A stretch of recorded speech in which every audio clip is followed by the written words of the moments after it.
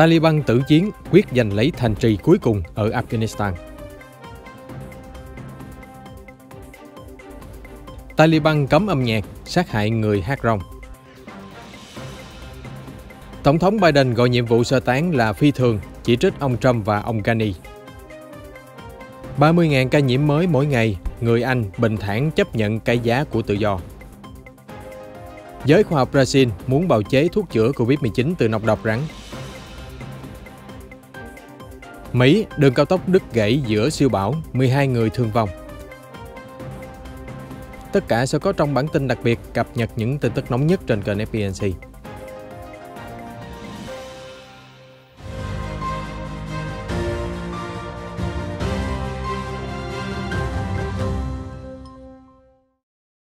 Sau khi Mỹ rời đi, tiếng súng vẫn rền vang ở Afghanistan.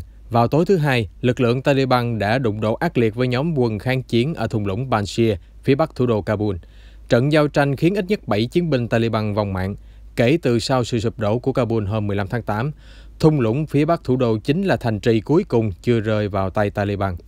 Fahim Dasti, người phát ngôn của lực lượng kháng chiến quốc gia, gọi tắt là NRF, một nhóm vũ trang địa phương do ông Ahmad Massoud dẫn đầu, cho biết rằng vụ đụng độ vào tối thứ Hai diễn ra trên đường vào thung lũng. Taliban đã khai chiến trước và đột kích vào nhiều căn cứ ở NRF. Phát ngôn viên của NRF nói rằng cuộc tấn công đã kiểm tra khả năng phòng vệ của thung lũng, khiến cho 8 chiến binh Taliban tử trận và khoảng gần 10 chiến binh khác bị thương. Về phía NRF cũng có 2 tay súng bị thương. Vài ngày sau khi Taliban tuyên bố âm nhạc là điều cấm kỵ, một người hát nhạc dân ca đã bị hành quyết ngay giữa cánh đồng, theo gia đình của anh kể lại với hãng thông tấn Mỹ AP.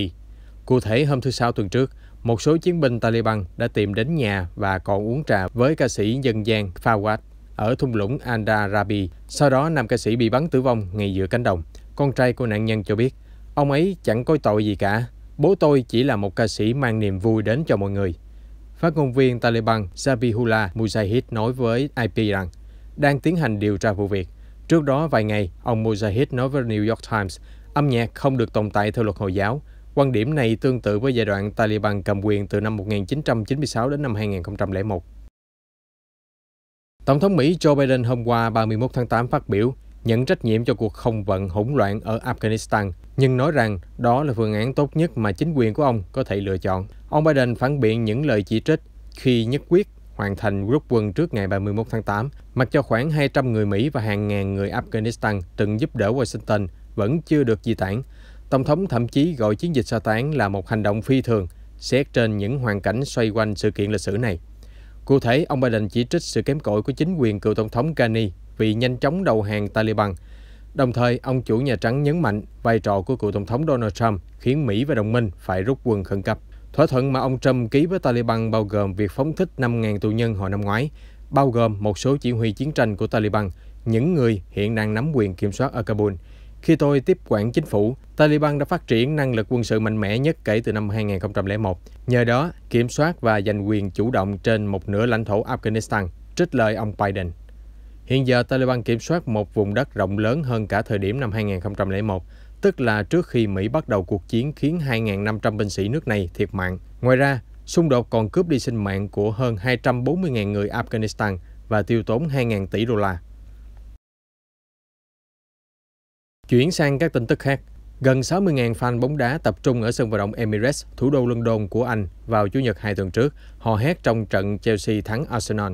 Cùng lúc đó, vở nhạc kịch Cinderella cũng mở màn hoành tráng sau nhiều lần trì hoãn vì đại dịch. Trên các tuyến tàu điện ngầm, khẩu trang vẫn là điều bắt buộc, nhưng hơn nữa hành khách không làm theo quy định này. Tất cả diễn ra khi cơ quan y tế Anh Quốc báo cáo hơn 30.000 ca nhiễm Covid-19 mới mỗi ngày. Bệnh viện đang quá tải trở lại và một số nghiên cứu cho thấy tác dụng bảo vệ của vaccine sẽ suy giảm sau vài tháng. Dù vậy, người Anh có vẻ không bỡ ngỡ trước một giai đoạn mới của cuộc chiến với Covid-19. Cuộc sống đã lật sang trang mới, dù virus vẫn tồn tại. Xét thấy nước Anh đã tiên phong trải qua nhiều dấu mốc quan trọng như xuất hiện các biến chủng mới và tiêm chủng thần tốc, các chuyên gia cho rằng bức tranh ở xứ sở sương mù hiện nay có thể hé lộ về tương lai ở các quốc gia khác khi sống chung với Covid-19. Tim Spector, giáo sư dịch tễ học di truyền ở trường cao đẳng King tại London nhận định, người Anh có vẻ không quá quan tâm đến số ca nhiễm mới tăng vọt. Chúng tôi chỉ đơn giản là chấp nhận nó. Đây là cái giá của tự do.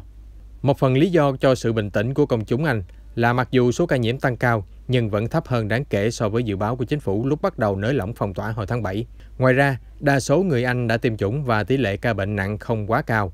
Một số người khác đơn giản là đã quá sức mệt mỏi sau 17 tháng ròng rã bị phong tỏa và thời hạn mở cửa kinh tế cứ bị trì hoãn hết lần này đến lần khác. Israel ghi nhận ca nhiễm mới kỷ lục trong ngày vào hôm qua 31 tháng 8 với thêm gần 11.000 trường hợp mắc COVID-19. Số liệu được báo cáo khi biến chủng Delta lây nhiễm nhanh và các trường học chuẩn bị mở cửa trở lại. Trước tình huống hiện tại, Israel quyết tâm mở cửa đất nước đồng thời tiêm bổ sung liều vaccine thứ 3. Thủ tướng Naftali Bennett đã nhiều lần chỉ trích người tiền nhiệm Benjamin Netanyahu vì liên tục ban hành lệnh phong tỏa. Ông Bennett tin rằng Israel có thể khống chế số ca nhiễm COVID-19 bằng các biện pháp vaccine, đeo khẩu trang và một số quy định phòng chống dịch bệnh khác. Chính phủ đang khuyến khích tất cả công dân từ 12 tuổi trở lên đi tiêm liều thứ 3 vaccine Pfizer. Hiện tại, 60% trong tổng số 9,3 triệu người Israel đã nhận đủ 2 liều vaccine. Tỷ lệ này đối với người trưởng thành lên tới 80%. Từ tháng 12 năm ngoái, Israel trở thành một trong những nước tiên phong chích ngừa toàn quốc. Điều đó giúp số ca COVID-19 giảm xuống thấp đáng kể. Vào tháng 7 vừa qua, gần như mọi quy định chống dịch đều đã được dỡ bỏ. Tuy nhiên, gần đây chính phủ đã tái ban hành các biện pháp như đeo khẩu trang, giới hạn số người tụ tập, xuất trình thẻ chứng minh đã tiêm chủng ở một số nơi công cộng. Thủ tướng Bennett khẳng định, việc tiêm liều vaccine thứ 3 đang chứng minh hiệu quả, bao gồm số người nhập viện giảm xuống. Nhà nghiên cứu Brazil vừa phát hiện một phân tử trong nọc độc của loài rắn có thể ức chế sự sinh sản của virus corona trong tế bào khỉ, đánh dấu bước đi đầu tiên trong nỗ lực bào chế thuốc chữa COVID-19. Cụ thể, nọc được chiết xuất từ loài rắn độc chết người Zara rakusu thuộc loại rắn lục có thể ức chế sự sinh sản của virus corona trong tế bào khỉ đến 75%. Nhà khoa học giáo sư Rafael Guido tại Đại học Sao Paulo cho biết, đây chỉ là bước đầu tiên trong một hành trình rất dài. Chúng tôi nhận thấy các hợp chất peptide trong nọc độc không chỉ ức chế các sự phát triển của virus trong tế bào, mà các peptide còn ngăn chặn một trong những protein rất quan trọng đối với khả năng nhân lên của virus. Ông Guido nói thêm, peptide hay một chuỗi axit amin nói trên có thể tổng hợp trong phòng thí nghiệm, vì vậy không nhất thiết phải bắt và nuôi nhốt rắn kịch độc để bào chế thuốc. Tuy nhiên, chuyên gia bò sát Giuseppe Porto, kiêm viện trưởng Viện Nghiên cứu Sinh học Butantan ở Sao Paulo, bày tỏ lo ngại người dân có thể đổ xô bắt rắn độc Zara rakusu. Đó là một trong loài rắn lớn nhất Brazil, có thể dài tới 1,8 mét. Theo Đại học bang Sao Paulo, các nhà nghiên cứu trong giai đoạn tới sẽ đánh giá hiệu quả của các liều lượng khác nhau của các phân tử và quan sát xem nó có thể ngăn chặn virus xâm nhập vào tế bào ngay từ đầu hay không. Nhóm nghiên cứu hy vọng có thể thử nghiệm trên tế bào người, nhưng không nêu mốc thời gian cụ thể. Các nghị sĩ Hàn Quốc vào thứ Ba 31 tháng 8 vừa bỏ phiếu thông qua dự luật yêu cầu các bệnh viện lắp đặt camera giám sát CCTV trong phòng mổ. Như vậy, Hàn Quốc là nước phát triển đầu tiên yêu cầu có camera ghi lại toàn bộ quá trình phẫu thuật. Quy định ban hành sau khi đất nước ghi nhận hàng loạt sự cố y tế liên quan đến nhân viên không đủ tiêu chuẩn tham gia vào kiếp mổ. Một trong các vụ việc đau lòng là về sinh viên năm nhất Kwon Dae-hye, qua đời vì xuất huyết ở Seoul vào tháng 10 năm 2016, sau 49 ngày hôn mê do ca phẫu thuật hàm không thành công. Mẹ của nam thành viên, bà Lee Na-kyum, đã tìm cách có được video ghi lại ca mổ để tìm hiểu về cái chết đột ngột của con. Bà cho biết đã xem đi xem lại 1.000 lần toàn bộ video phẫu thuật kéo dài 7 tiếng rưỡi. Sau đó, với sự giúp đỡ của luật sư, người mẹ có thể chứng minh ekip phẫu thuật bao gồm một y tá không đủ tiêu chuẩn và một bác sĩ thực tập, thay vì bác sĩ thẩm mỹ chính sẽ phụ trách toàn bộ ca phẫu thuật như lời hứa ban đầu. Bà Lee đem các bằng chứng để kiện bác sĩ trưởng và bệnh viện tư nhân. Cuối cùng, tòa án phán quyết bác sĩ phạm tội ngộ sát, nhận án tù 3 năm. Được biết, trước khi luật mới được thông qua, giới nhân viên y tế Hàn Quốc đã phản đối mạnh mẽ. Hiệp hội Y tế Hàn Quốc KMA với 140.000 thành viên khẳng định việc lắp đặt CCTV phơi bày sự thiếu tin tưởng y bác sĩ và vi phạm quyền cá nhân của người bệnh. Tuy nhiên, một số bác sĩ, bao gồm bác sĩ thẩm mỹ Kim Seong-won, cho rằng điều luật mới có thể giúp cải thiện chất lượng y tế. Là một bác sĩ, tôi nghĩ rằng Hàn Quốc nên lắp CCTV trong các phòng mổ. Điều này giúp ngăn cản các tội ác như phẫu thuật giả, lấy tạng bất hợp pháp, xâm phạm bệnh nhân và nhiều trường hợp vi phạm đạo đức nghề nghiệp khác. Một xe buýt lao xuống vực trên dãy Andes của Peru khiến ít nhất 29 hành khách thiệt mạng vào rạng sáng hôm qua 31 tháng 8. Theo giới chức, tai nạn xảy ra trên tuyến đường giao thông huyết mạch xuyên qua địa hình hiểm trở, nối liền thủ đô Lima với các khu vực miền núi. Xe buýt được cho là chở 63 hành khách khi tai nạn xảy ra. Đây là vụ tai nạn thảm khốc thứ hai của Peru chỉ trong vòng vài ngày. mới hôm thứ Sáu 27 tháng 8, một xe buýt chở thợ mỏ cũng rơi xuống vực và khiến 16 người tử vong. Hai tai nạn không liên quan đến nhau, tuy nhiên các vụ xe khách lao xuống vực không phải là hiếm ở Peru. Những tuyến đường cao tốc nằm vắt vẻo giữa núi cao và vực sâu luôn tiềm ẩn hiểm họa khó lường. Tiếp theo là một số tin tức về siêu bão Ida tấn công vùng duyên hải miền Nam nước Mỹ. Ở bang Mississippi, mưa lớn kinh hoàng đã khiến một đoạn đường cao tốc nứt vỡ, sụt lún, dẫn tới tai nạn khiến cho 2 người chết và 10 người khác bị thương. Theo giới chức cho biết hôm qua 31 tháng 8, cùng ngày hôm đó, đội cứu hộ đã giải cứu những chiếc ô tô ngập trong bùn đất. Hiện mưa lớn như trút nước vẫn tiếp diễn ở hai bang Mississippi và Louisiana, khiến 1,3 triệu người sống trong bóng tối vì mất điện kéo dài.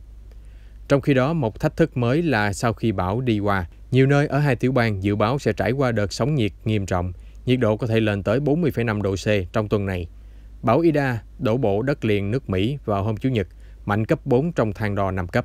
Thời điểm tấn công trùng hợp với dịp 16 năm siêu bão Katrina tàn phá khu vực, nhấn chìm thành phố New Orleans và khiến hơn 1.800 người tử vong. Lần này, hệ thống đê bao, cửa xả lũ và máy bơm trị giá 14,5 tỷ đô la được bổ sung sau thảm kịch Katrina đã phát huy tác dụng. Nhờ đó, thành phố New Orleans thoát khỏi cảnh ngập lụt kinh hoàng. Dù được đê bao bảo vệ khỏi kịch bản tồi tệ nhất, thế nhưng hàng triệu người dân bang Louisiana vẫn kinh hoàng trước sức mạnh hủy diệt của siêu bão Ida. Một số người dân nói với Reuters, cả tiểu bang gần như mất điện và gió giật rất mạnh, khiến họ cảm giác như siêu bão Ida 16 năm trước, giống như cơn gió thoảng mùa hè. Anh Mark Cons nói rằng, trận cuồng phong khủng khiếp đến nỗi cuốn phăng nóc tòa nhà như một miếng giấy ăn. Đến cuối ngày thứ Hai, Ida đã suy yếu thành bão nhiệt đới, di chuyển vào bang Mississippi. Trước đó, bão khiến cho 2 người thiệt mạng ở bang Louisiana. Nước sông dâng cao và lũ lụt khắp đã khiến cho người dân ở vùng thảm họa bão Ida đối mặt với mối nguy hiểm mới. Đó là cá sấu tràn bờ tấn công các hộ dân. Giới chức cho biết vào hôm thứ Hai ở gần thành phố Sidel ở bang Louisiana, một con cá sấu đã tấn công người đàn ông giữa dòng nước lũ. Người vợ chứng kiến cảnh tượng kinh hoàng, bà vào nhà gọi điện báo cảnh sát. Đến khi quay lại, bà không còn nhìn thấy chồng mình nữa. Nhà chức trách cho biết thi thể chưa được tìm thấy, vụ việc đang được điều tra. Mặc dù các bang miền Nam nước Mỹ có khoảng 5 triệu con cá sấu, loài bò sát này không thường xuyên tấn công người dân sau bão lũ. Tờ USA Today dẫn lời các nhà nghiên cứu từ Đại học Florida cho biết, cá sấu thường trú ẩn trong môi trường sinh sống tự nhiên trước khi cơn bão ập tới. Loài vật này có các cảm biến sinh học, giúp chúng phát hiện sự thay đổi của áp suất trước khi bão đổ bộ. Khi cháy rừng Condor lan đến gần khu sinh thái nổi tiếng Hồ Tahoe, Thống đốc bang Nevada Steve Sisolak khẳng định sẽ bảo vệ người dân và các công trình. Ông nói vào hôm qua, chúng ta sẽ huy động mọi nguồn lực, tất cả những gì chúng ta có để hợp tác với bang California, cùng nhau chiến đấu với ngọn lửa Condor, đảm bảo sức khỏe và sự an toàn cho người dân, bảo vệ nhà cửa, công ty, nhà máy và Hồ Tahoe xinh đẹp của chúng ta. Trước đó, khoảng 22.000 người dân và du khách đã phải di tán khẩn cấp khi ngọn lửa lan rộng, tiến gần về khu dân cư ở hai bang California và Nevada. Tính đến Chủ nhật, sau 2 tuần bùng phát, vụ cháy rừng Condor được kiểm soát 14% và đã thiêu đốt diện tích gần 72.000 hectare. Vụ cháy đã tàn phá 39 khu dân cư, thiêu cháy hơn 470 công trình, khiến ít nhất 5 người bị thương. Hàng trăm con chuột lang nước đã sinh sản vô tội vạ ở tỉnh Buenos Aires của Argentina, khiến cho người dân cảm thấy rất phiền phức.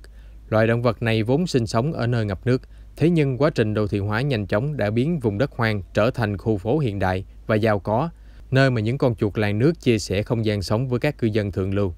Truyền thông địa phương cho biết, khoảng 400 con chuột lang nước đang sinh sống hòa bình nhưng không hạnh phúc với khoảng 40.000 người dân. Chuột lang nước là loài ăn cỏ, vì vậy chúng đang tàn phá các khu vườn hay bãi cỏ được cắt tỉa gọn gàng của người dân. Chuột lang nước sinh sống khắp Nam Mỹ và là loài gặm nhấm lớn nhất thế giới, chiều dài có thể lên tới 1,3 mét. Chúng tôi sẽ cập nhật những sự kiện quốc tế mới nhất trong bản tin nóng phát sóng vào lúc 15:30 hàng ngày trên kênh FPNC. Xin mời quý vị đón xem.